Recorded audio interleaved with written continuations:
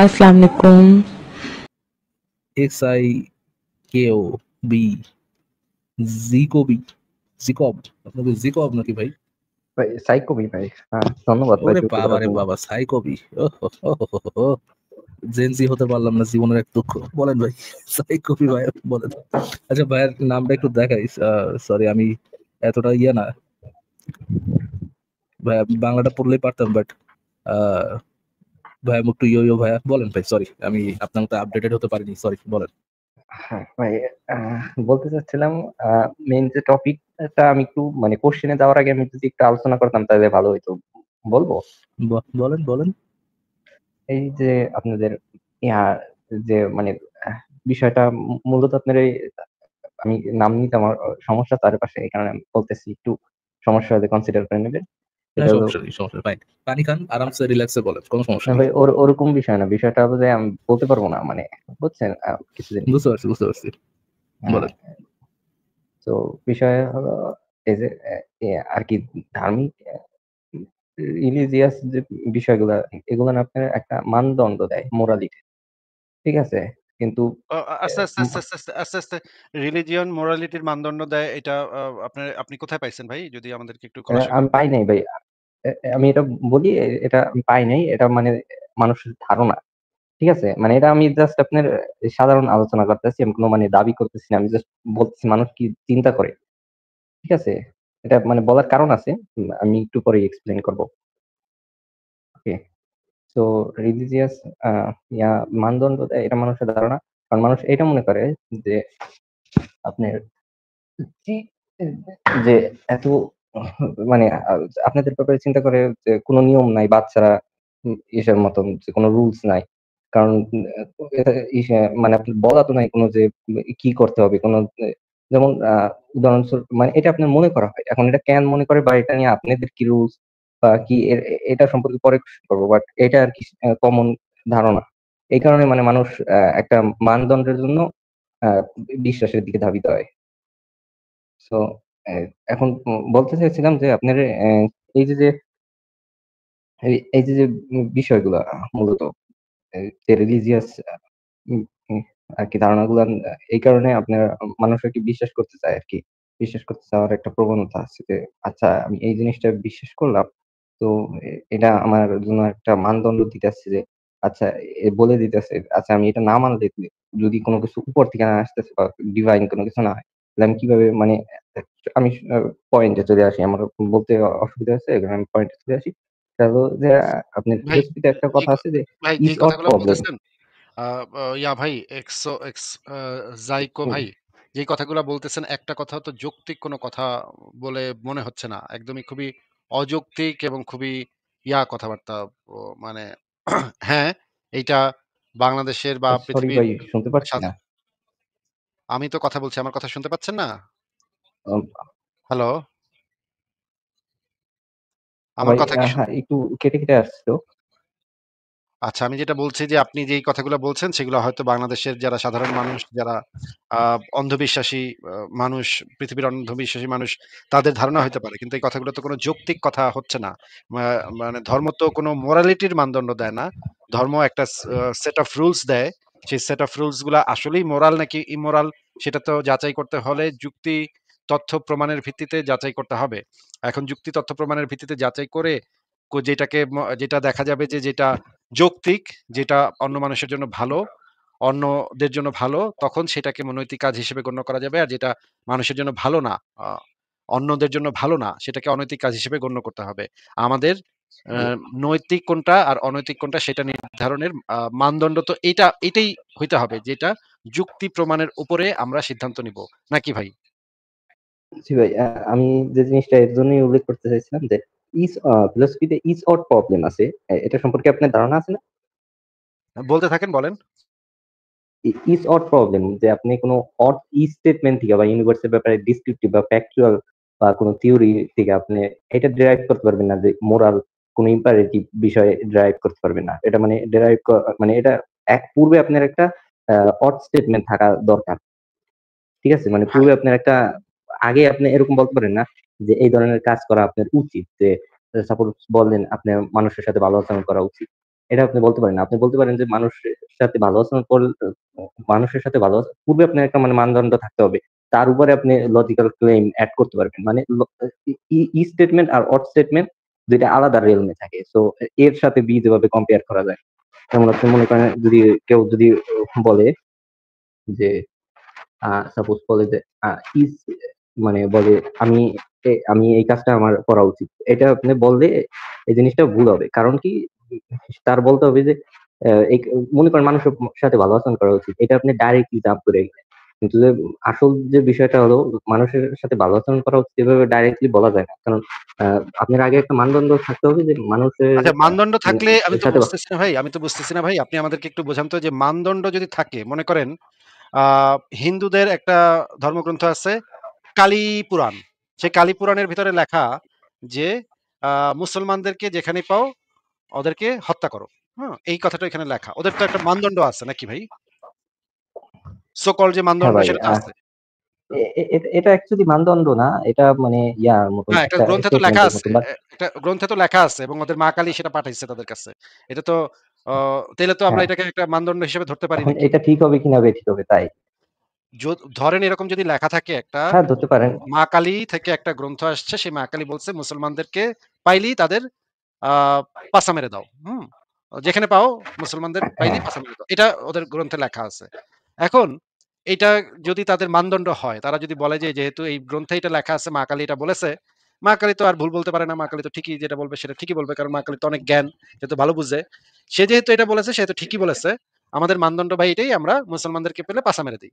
এখন তাদের যেহেতু একটা মানদণ্ড আছে, আর আমরা বললাম আমরা যদি বলি যে এইটা তো কোনো কালি-ফালি থেকে আসছে তার তো কোনো প্রমাণ নাই। এবং একই সাথে এই গ্রন্থে কিছু একটা লেখা থাকলেই যে সেটা কোনো মানদণ্ড হবে সেটারও কোনো যুক্তি নাই। এটা যদি আমরা বলি তাহলে আমাদের কথাটার তো কোনো মানদণ্ড নাই নাকি ভাই? আমরা যে যুক্তি দিয়ে যে কথাটা বললাম সেটার তো কোনো মানদণ্ড নাই। আর না, না ভাই, তারা যে দাবিটা ভাই, করল তাদের দাবিটার একটা মানদণ্ড আছে যে একটা গ্রন্থে এটা লেখা আছে নাকি?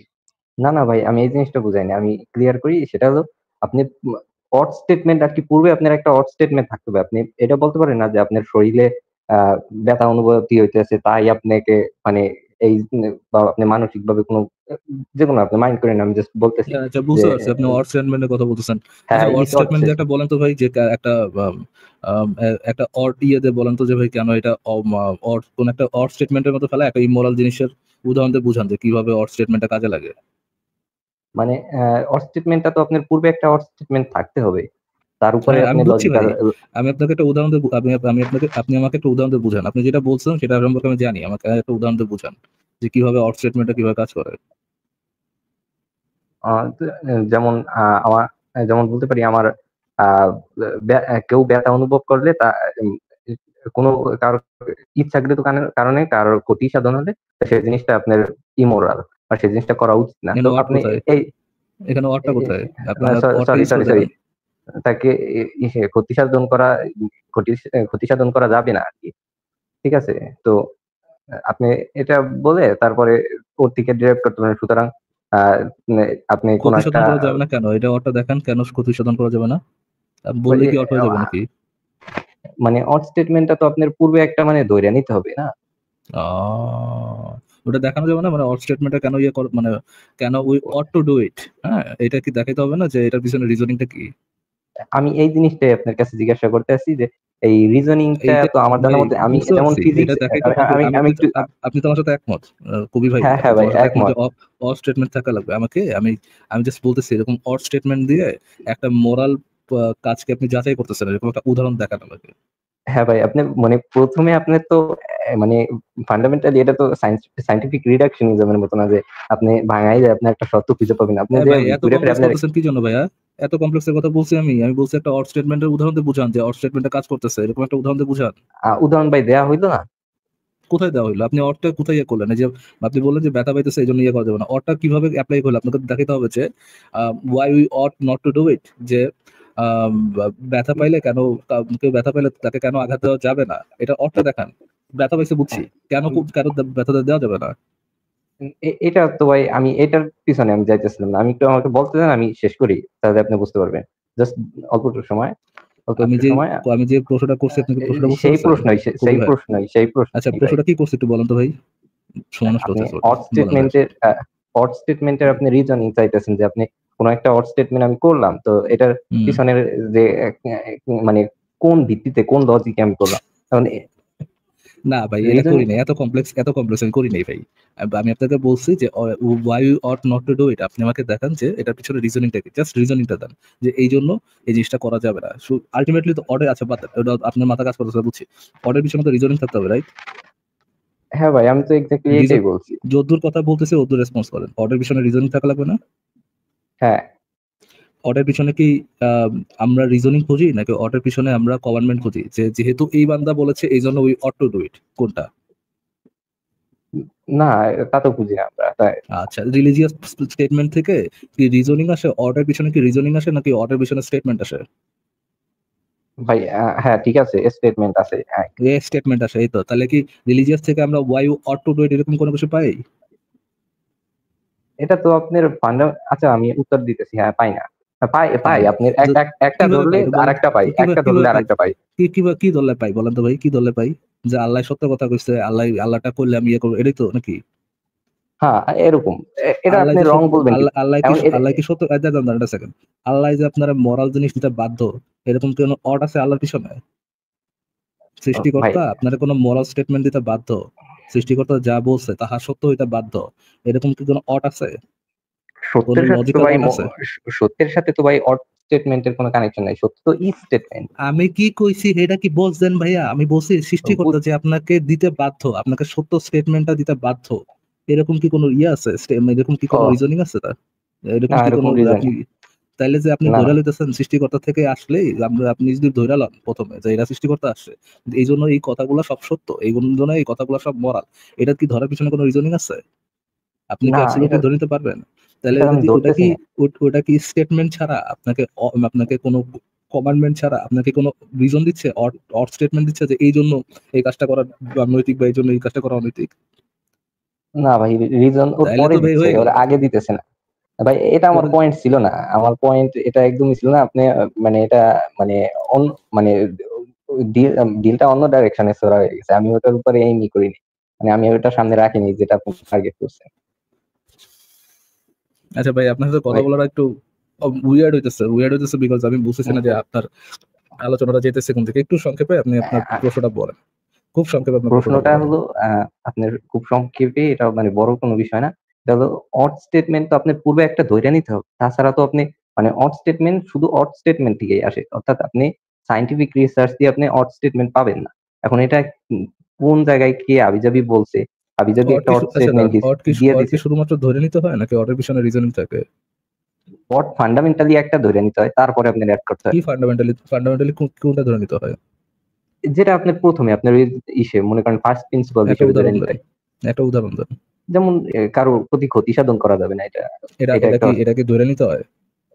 হ্যাঁ এরকম একটা ধরে নিতে হয়, মানে অড স্টেটমেন্ট আপনি স্টেটমেন্ট থেকে যেহেতু পাবেন না, তাই আপনি তো ঘুরে ফিরে ধরে নিতে হবে। এটা নিয়ে আচ্ছা আমার একটা কাজ করেন আর্গুমেন্ট। ভাই, আপনি একটা কাজ করেন, একটা ব্রেক নেন, আপনি আমাকে যে কথাটা বলেন আপনি আমাকে রেফারেন্স নিয়ে এসে একটু দেখেন যে অর্ডার ধরে নিতে হয়, অর্ডার পিছনে রিজনিং থাকে না, প্রথমে ধরে ভাই নিতে হয় আর কি। ভাই ইস অটের প্রবলেম থেকেই তো এটা বোঝা যায় যে you can not drive statement ought statement from any. আচ্ছা ঠিক আছে, আপনি এই জিনিসটা যেটা বলেন আর কি সেটা জাস্ট আমাকে একটু জাস্ট গুগল করে এনে দেখেন, হ্যাঁ?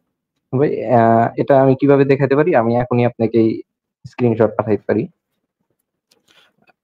আচ্ছা, আসিফ ভাই যাওয়ার পর আমি কিছুক্ষণ লাইভ করবো, তখন আবার যুক্ত হন। ঠিক আছে। ঠিক আছে ভাই। আচ্ছা। ওকে।